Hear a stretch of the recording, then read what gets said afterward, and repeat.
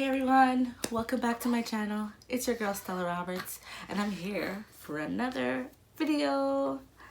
I'm very excited to be on here as usual. I feel like I always start my videos telling you guys how excited I am to be here, and it's because it's true. I get excited when I get to film a video. It is super early right now, so I'm not sure how the lighting is gonna work today, but I decided that since I was up and the house was super quiet, now was my chance to film and give you guys an update.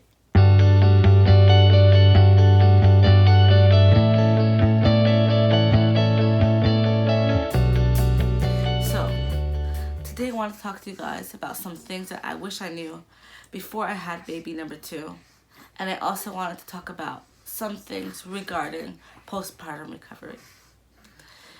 Having a child is an amazing blessing, and I consider it to be a miracle. Not everyone is able to conceive, and not everyone has a beautiful labor story to share. Some people find it very traumatic to give birth. Some people have a really hard time. Some people have very long and painful labors.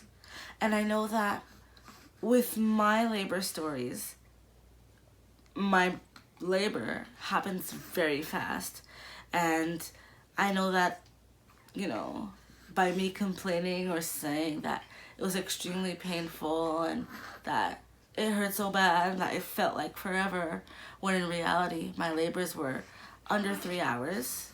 The second one was under 2 hours.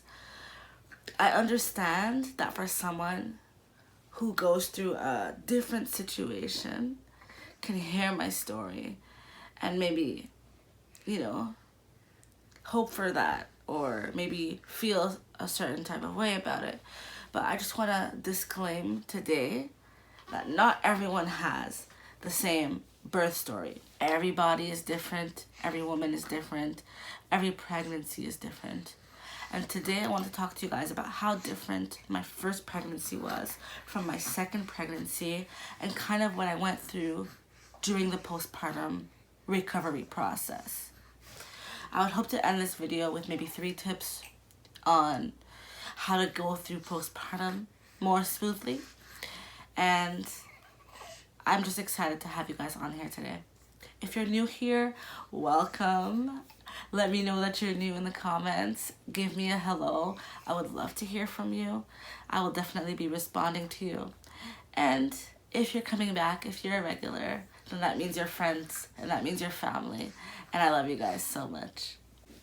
So thank you for stopping by. Don't forget to like, comment on the video, and subscribe to my channel so that whenever I post, you guys can be notified. And I just love community. I love to get to know you guys, which is why I would really love for you guys to comment on the video so that you can let me know that you've seen it, that you could give me some feedback and everything like that. So let's get into the things that I wish I knew before having baby number 2. The first and the biggest thing that comes to mind when I think about expectations is that we shouldn't have any. I had so many expectations going into my second pregnancy. I thought that I knew how everything was going to unfold because I had a first pregnancy. And in all honesty, my first pregnancy was pretty easy. I didn't have, any morning sickness. I didn't have any contractions, I didn't go into false labor like every day, starting at 37 weeks, But with my daughter, it was the opposite. Yes, it really was the opposite. So it was a more painful pregnancy experience in the sense that I did have morning sickness and I had so much acid reflux. It was disgusting. I could not lay down flat. I couldn't sleep properly because the acid was just constantly coming back up and burning my throat, and it was such an unpleasant experience. And I also had, if you guys saw my birth story, you guys will know that I was having contractions from 37 weeks all the way till my due date, which is the day that I gave birth. So if you guys haven't watched my birth story, just go over there right now, watch the story, get some context, and then come back. You'll understand this video a lot more. Something else I wish I knew about having baby number 2 is that I was gonna give birth a lot faster than with my first child. So my midwives warned me that second births are usually about 50% of the time of the first birth. But what I didn't know is that it was also going to be more intense. I think that it was that intense for me because I had expectations. This is why I would recommend that whether it's your first baby, second baby, fifth baby, just drop the expectations, because it's a different pregnancy, it's a different day, it's a different baby, and things are gonna happen in a very different way. I thought going into this that I knew exactly what was gonna happen. I'm like, all right, so my water's probably gonna break first, and then I'm probably not gonna feel anything, and then all of a sudden I'm gonna have contractions and my baby's gonna come out. Literally, I went into labor thinking that it was gonna happen exactly in the same way, but it didn't. It really didn't.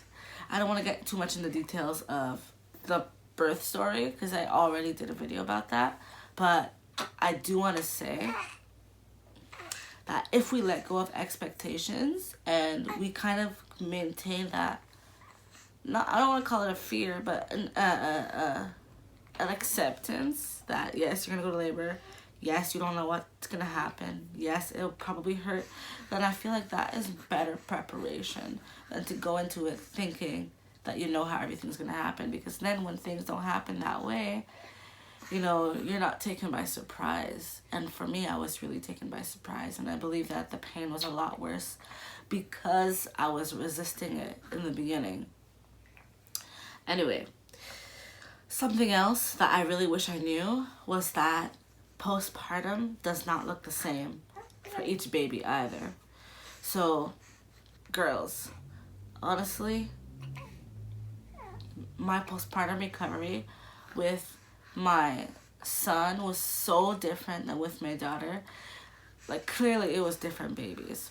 So, with my son, I had the worst afterbirth pains that I did not know were a thing, which is basically after you give birth, you continue to have contractions. With my son, kind of like his birth story that you can also go check out, I didn't have any pain until like the next day. So I didn't have any birth pains. I didn't have any birth pains. The first 24 hours, there was nothing. I got to enjoy my baby. I was like, wow, this is pretty straightforward. You give birth, you have your baby, you go about your life. But then the next day, I got these terrible birth pangs, and I thought I was dying. I thought something went wrong. But as it turns out, after birth pains are normal. Nobody told me that. So anyway, fast forward to 2.5 years later, I've given birth to my beautiful daughter, and the birth pains, the afterbirth pains, were immediate. I know that in Hallmark videos and in the movies and on TV, they show a glamorous afterbirth experience. But that is not reality. At least it wasn't for me.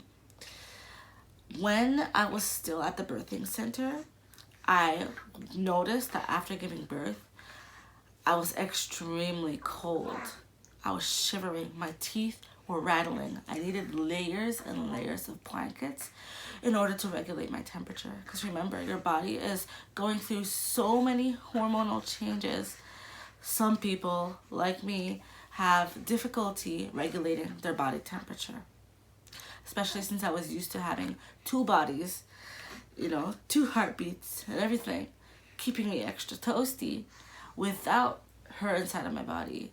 It's like I was wilding out. The afterbirth pains were like, they were worse, but this time they were tolerable because I knew that they were going to be there. And I knew that they would be worse than the first time because, generally speaking, the afterbirth pains get worse every time you have a child. So if I have a third child or a fourth child, I don't even want to think about those afterbirth pains. The reason people keep having kids is, first of all, because the Lord commanded us to be fruitful and multiply, and also because having your child is worth going through that sacrifice of pain and sometimes of body deformation. Yes. The first thing for me that I love about postpartum, because I don't want to talk about all the negative things and scare anybody, is that you shed like 20 pounds in just a few days. All that water weight, the baby, and if you're nursing, then it's gonna help your stomach to go down a lot. For me, I banded my belly for the first couple of weeks, and that really helped to deflate my stomach. In the first 2 weeks of my postpartum experience, I had obviously bleeding. That's normal. Your lochia is coming out, and you know, a whole baby came out. So obviously it's going to be very sensitive down there. The afterbirth pains, that's something that I want to tell you guys about because I didn't know about it with my son, and it really took me by surprise, and it really scared me. So most likely you are going to have afterbirth pains, which are basically contractions that happen without the baby being in there. And it's because your uterus, which is now the size of a basketball, is shrinking back to its original size, which is similar to a pea. So you can imagine your uterus has expanded to carry your 7-pound baby, which is in my case, or 6-pound or 5-pound or 3-pound or 10 pounds. And it's shrinking all the way down. That hurts. It took 9 months to expand, and it's taking just a couple days, like 2 to 3 days, to shrink back to its original size. So your uterus is very sore, your bladder is very sore. And something that happened with me is that whenever I needed to go to the bathroom and pee, my bladder would actually hurt from all the soreness, all that activity going on in there. Another thing that I experienced, which was very intense the second time around, is cold shakes. I had cold episodes. So I spoke a little bit about it already, about right after, minutes after giving birth, but hours after giving birth, days after giving birth, up until about 2 or 3 weeks after giving birth, and I think even once, like 6 weeks after, is that my body would go into these uncontrollable shakes. I would literally be shaking, and I couldn't control it. I couldn't stop it. I was freezing, and I literally had to put heavy blankets on my body. My husband, he was essential to my survival. I thank you so much, my love, for being there for me, for supporting me, and for understanding the season that I was in during that postpartum recovery stage. And that would be very discouraging for me because I felt like I couldn't take care of myself. I felt like I couldn't take care of my baby. And minutes and weeks after your baby's born, you have to remember too, your baby really needs you, you know, especially if you're nursing. But even if you're bottle feeding, your baby really needs you. And so the fact that I couldn't control my body and my hormones in those moments where I had to put the baby down and I couldn't be there for her in those moments, it was very hard for me mentally. And I just thank God that that was the worst of it, you know, because I'm sure that different people have different experiences that I can't speak about. But that was my experience. And it was really rough. It was really rough on me emotionally. There were times where I would just cry because I felt like, man, how am I going to take care of my daughter and my son if I cannot even control my body? I cannot even control my hands. They were just shaking so badly, and the cramps would happen literally at the same time. Anyway, Another thing about postpartum is that you don't get a lot of sleep.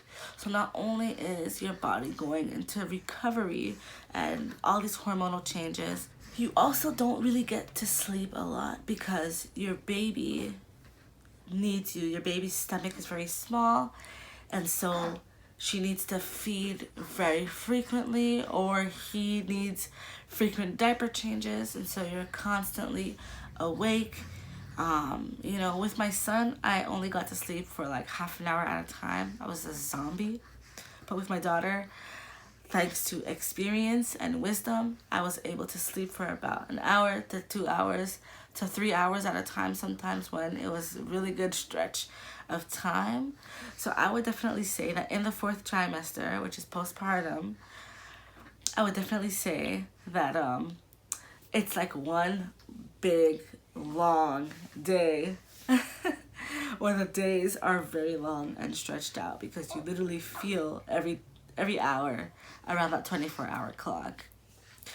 So the next month and a half, you know, I kind of spent sleep training my daughter and just adjusting to life with 2 kids. Something that is, or that can be challenging, is that if your husband doesn't get a long paternity leave and he's at, I love you so much, and he's at work. Okay, so I'll give you a scenario. All right, it's your toddler's bedtime. You're getting him ready. You gave him his bath, and then you hear your baby crying. You have to stop that. You have to literally ask your toddler to wait, put on a diaper before he pees everywhere because he's not potty trained yet. And I don't even get to cream his skin. He has no pajamas on. He's there in his diaper, running around, and then she starts crying. She needs to nurse. So you stop what you're doing with your toddler. You go, you nurse your baby, and by the time you nurse your baby, then your toddler's hungry again. But you already brushed his teeth. So you're like, all right, here's some water. Go and play with your toys. Then, as you start to put him to bed, your daughter starts crying again because she's tired. So then, like, it's an adjustment. Don't get discouraged because over time, it's going to get better and you're going to get into a rhythm. And that rhythm is going to be very comforting. I love routine right now because it's just keeping my life together. So, what you guys just saw was part 1 of what I wanted to tell you guys about postpartum.